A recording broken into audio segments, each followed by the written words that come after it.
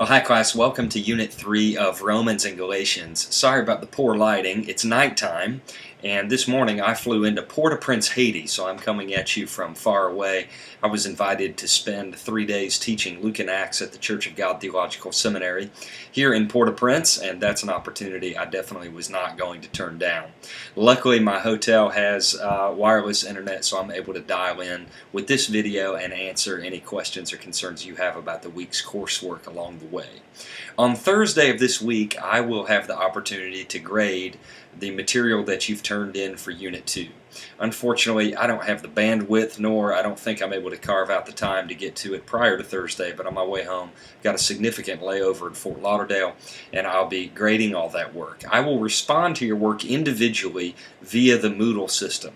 So you'll get a grade from me along with typed out comments responding to the specifics of your paper. So look forward to receiving that from me. This week, what we have is fairly straightforward. First off, on our reading and discussion post, we're going to be diving into the communitarian nature of the letter to the Galatians. In fact, all of the New Testament letters share this communitarian nature because they were written in a world where everyone saw things from a communitarian vantage point. Now, we in the United States, we read things individualistically because that's how we conceive our world. Stanley Hauerwas, a theologian at Duke University, describes this worldview as the self as the moral autonomous center. So it's very hard for us to disjoin ourselves from reading Galatians in terms of our own individual salvation or our own individual lives. But Paul's audience didn't read that way.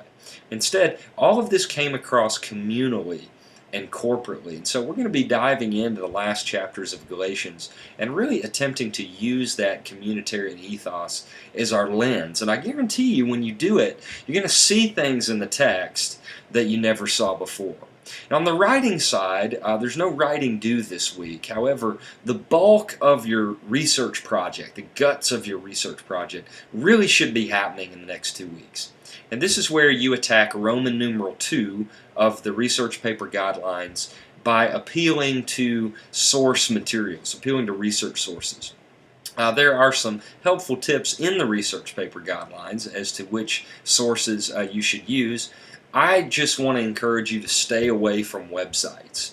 1 or 2 is fine, but I'd like to see some strong, real commentaries, real books that you've gotten from a library. I also want to encourage you to use the ATLA library, which you have access to via your password through Lee University's library website. Just go to databases, go to religion, and ATLA will be there. You can do a word search and find tons of excellent journal articles for your particular passage. So make use of that.